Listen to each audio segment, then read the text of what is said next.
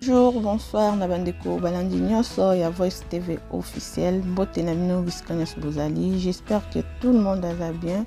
Biso toza bien ngolu na nzambe azobatela. Merci na bino nyonso na nde bozo atana bino ya kotala belima na biso. Tikete nzambe na lola apambola bino, nzambe na lola amona bino. Na souhaiter la bienvenue na ba nouveaux abonnés. Merci na ba visiteurs et merci na bino nyonso.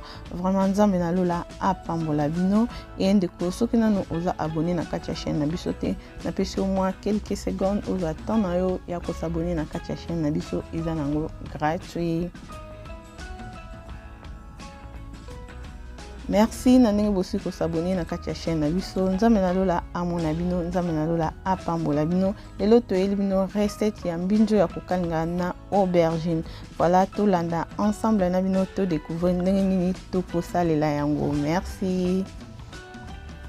Voilà, bandeko awa naza na mbinzo nanga déjà na ponaki yango na longoli makala comme toyebeza vraiment na makala et na tiango na mai na fandisi yango. Naza besoin ya aubergine nanga, naza besoin ya ndembi, naza besoin ya litungulu, na sala mbuma moko ya kibe simple et naza na mbuma moko ya tomate nangai, naza mbuma pilipili nanga, naza na mungwa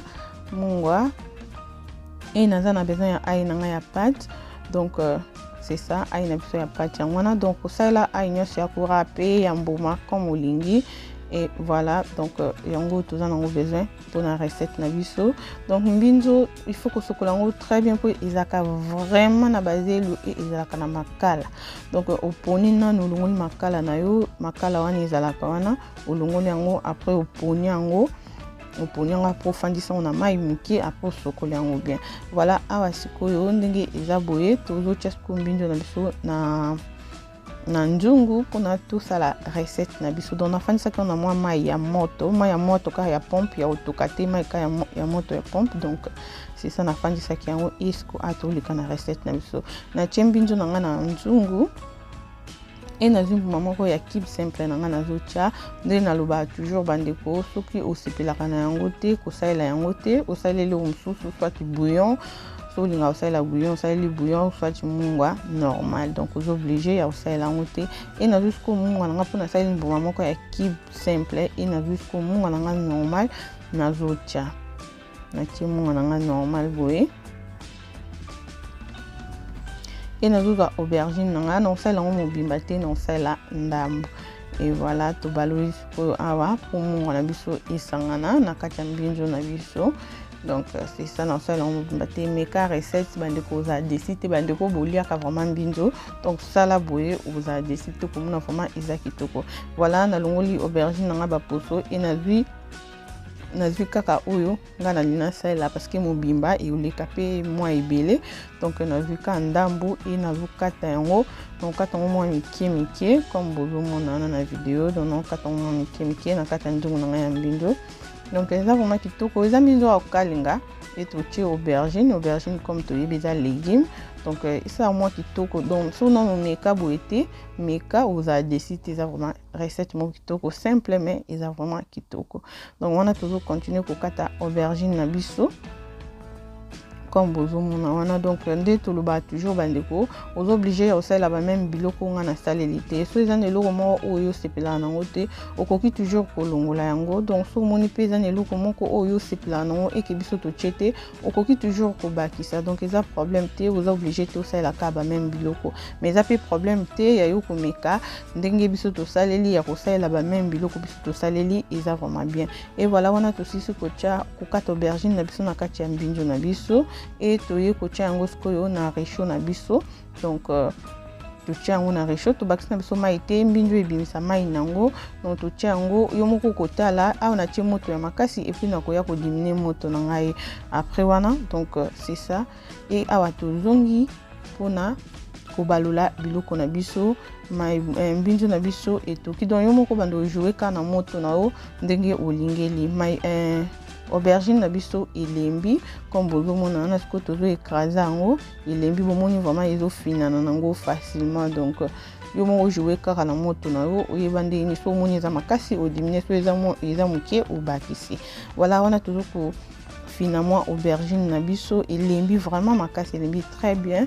Donc c'est ça et toujours les cas na étape na biso ya kotia ba reste ya biloko na biso mpona tokalinga mbinzo na biso po mai ekauki.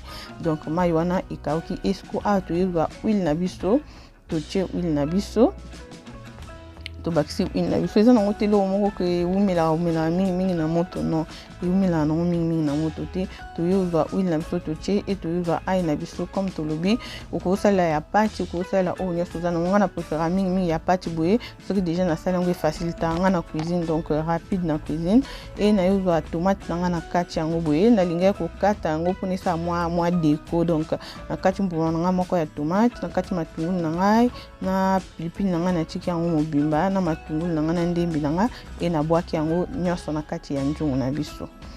Voilà.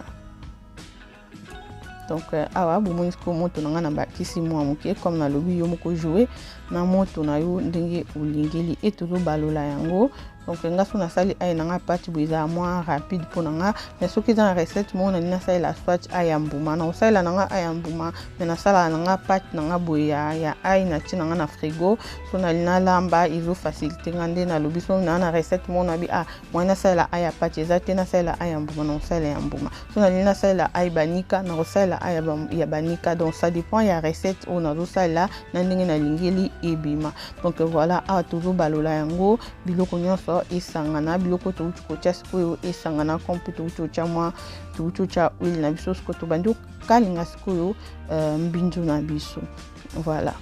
Donc c'est ça, et là vraiment bien kitoko vraiment donc ils ont un seben moko donc seben mbinzo kitoko voilà bomeka boza décidé to fini ki yango pona ba matungulu na biso totiaki elemba totiki yango tokitisi moto et totiki yango elemba voilà a tozongi bomoni ekiti et toujours continuer toujours ko balola yango. Donc c'est ça vraiment eza kitoko pona matungulu soko lingi nandimi te vraiment et oza moi kitoko vraiment pona konika mais soko lingo nika na o oniki na matungulu usa tokoka tango pe lisusu mikie vraiment koleka ndenge nga na kati mais nga na linga na nga matungulu na nga emuna na bongo moi ba tomate na nga na ona chiwa na mbuma moko na emuna na donc awa nazo ko écraser mbuma pilipili na nga kombo yebi na mbuma pilipili na nga te pona bana mais o eza biloko bana te na vraiment que sûr et certain que bana ba olia na bango te to yebi bana poto awa ba oli balinga na bango kolia ba mbinjo te donc na bomi mbuma pilipili na nga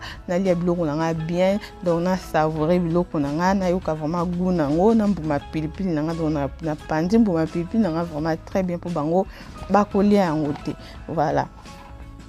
Totiki yango lisusu muke na moto donc toujours continuer toujours kokalinga tokalinga mbinzo na biso ekalinga ma bien et bien c'est vraiment goût nango ba biloko na biso nyonso totie wana na kati esangana matomate na biso elemba matungulu na biso elemba et ekota vraiment pilipili bien tina kati donc bato balia vraiment mbinzo ba yebi mbinzo okalinga ndenge ezala na seben donc seben na mbinzo voilà seben na mbinzo donc c'est ça.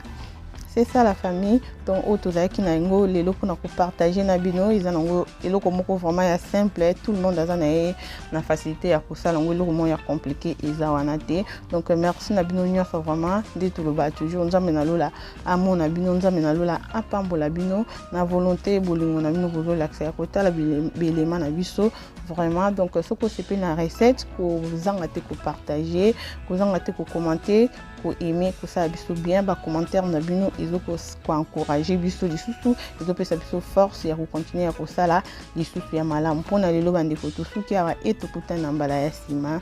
Bye bye.